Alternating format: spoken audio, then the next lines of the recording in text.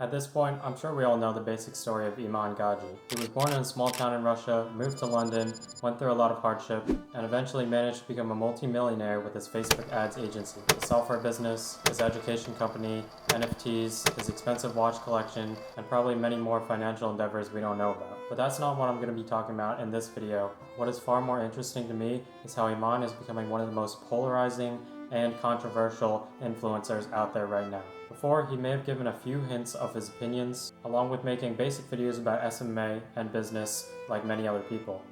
And he still does, but recently he's been much more public with his worldview and has been walking on the thin line of cancel culture. Over the past 2 years, Iman has always spoke his mind no matter what people say or what the consequences might be. Although he did say this is the way he thought for most of his life. I can't tell you what's in me, where, as I said, I was 9 years old and I look at certain things, certain parts of history, and I'm like, that doesn't quite make sense to me.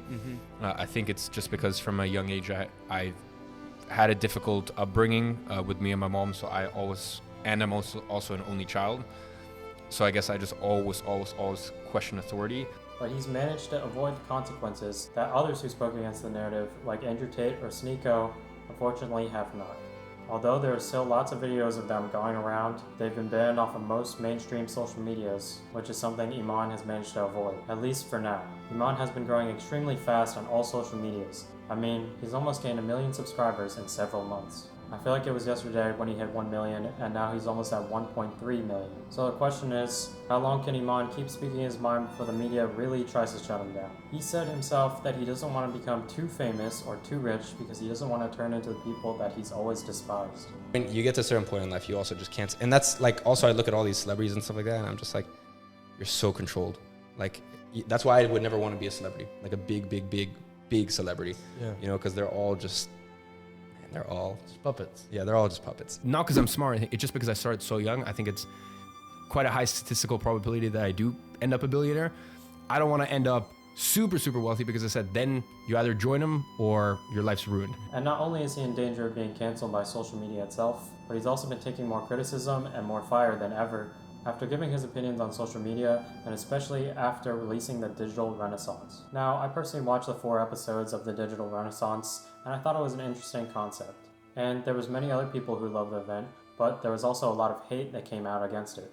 People saying that the Digital Renaissance was a scam, saying that it was just a huge funnel for his course business, saying that he deleted his own videos to create scarcity. And I agree that he's using some of the best marketing tactics and psychological tricks to get you to buy his course. But he's a businessman, and if you pay attention to some of his videos, he openly admits that he wants people to buy his course, and he wants those people to make money so they can afford his software, Agency Flow. Because I realized it is in my best interest to cultivate as many incredible agency owners as humanly possible. And the reason why is quite selfishly, inevitably they're going to use my software. But at the end of the day, the Digital Renaissance was free, so I understand the people who are complaining, but I don't think it was a scam. And if you don't want to spend money, you don't have to buy his course, and you can actually learn a lot from his YouTube channel for free. Look, I think he's inspiring a lot of people to make money, work out, eat healthier, and overall just live a better life. So I think overall, that's a net positive.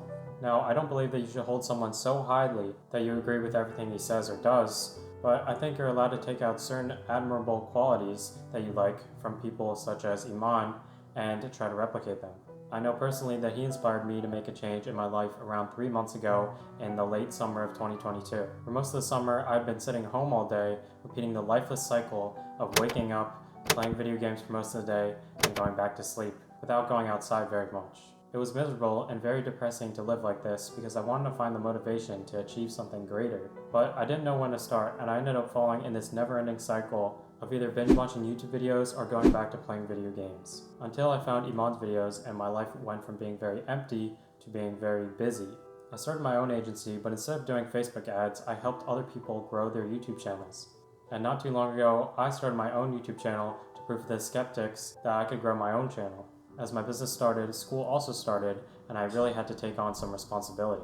Something I had never really experienced before. Along with that, I started going to the gym more often, started to eat better. I stopped playing all video games, which was pretty hard for me, considering I was playing them daily during the summer. I also eliminated most of my addiction to social media And I even read a book voluntarily for the first time in a while, which sounds sad, but this is something I was never able to force myself to do in the past. With the help of Iman and a couple other YouTubers such as Hamza, I was able to get out of the void of emptiness and meaninglessness. So if you look for all the bad in a person like Iman, I agree that you could find a lot, and I agree that he's not perfect, because no one is. But that's not the point of being motivated by someone. As I said before, you don't have to put someone on a pedestal. You're allowed to take certain aspects of them to motivate yourself to do better. And he could easily shut his mouth about all the controversial topics he talks about, and he would probably make a lot more money. But I think you can get a little bit better of an idea of him by watching his appearances on podcasts, or maybe even looking at his Instagram sometimes, as opposed to just going off of his YouTube videos. He says what he thinks no matter what people say, and I think that's a pretty admirable quality to have.